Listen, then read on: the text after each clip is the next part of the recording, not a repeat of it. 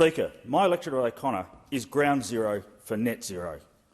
We've already seen the total demise of the nickel industry, with 14 out of 16 nickel mines in my electorate closing, thanks to cheap, dirty nickel being produced in Indonesia. Of the two remaining facilities, Murrin has lost $61 million in the last 6 months and has just declined a $35 million government grant to transform its gas-fired power to renewables. The iconic Kalgoorlie nickel smelter and Goldfields nickel mines are shuttered, and Ravensthorpe First Quantum nickel mine and processing operations on the south coast has folded.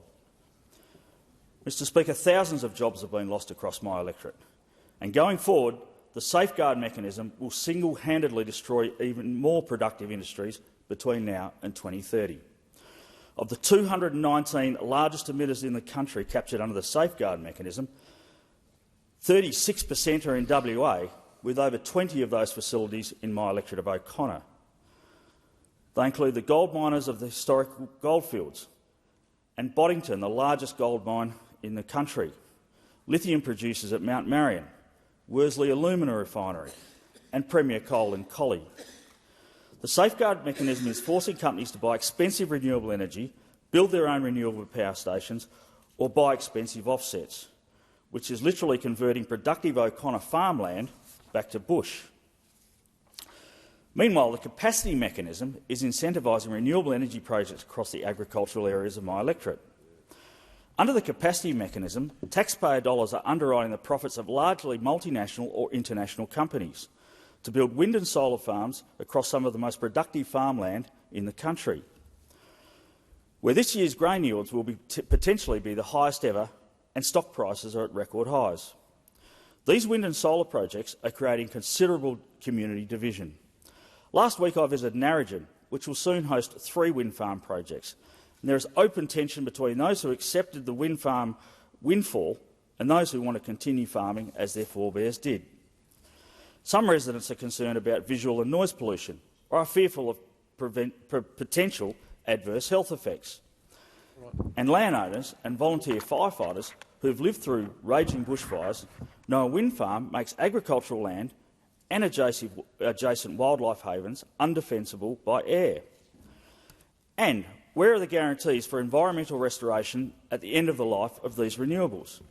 Will farmers and shire councils be left with the environmental remediation burden after cashed-up multinationals have cut and run?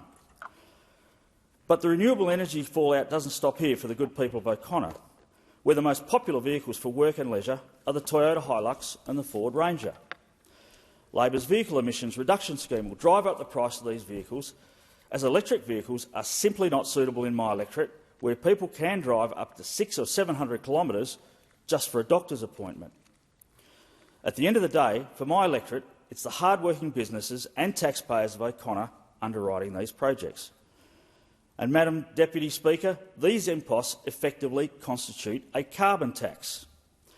Treasury recently referred to the cost per tonne of carbon, which is effectively the same as a carbon tax of around $65 per tonne to achieve targets of 43% emissions reduction by 2030, then up to $323 per tonne to reach net zero by 2050.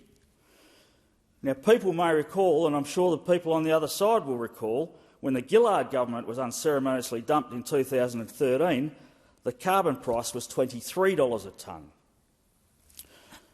Madam Deputy Speaker, now to the impact on agriculture. The CSIRO recently modelled that a carbon cost of $70 per tonne of CO2 would add $150 to $200 per tonne to the cost of urea. The Grattan Institute modelled similar effects with agricultural chemicals up 5 to 15%, lime and on-farm diesel up to 5 to 15%.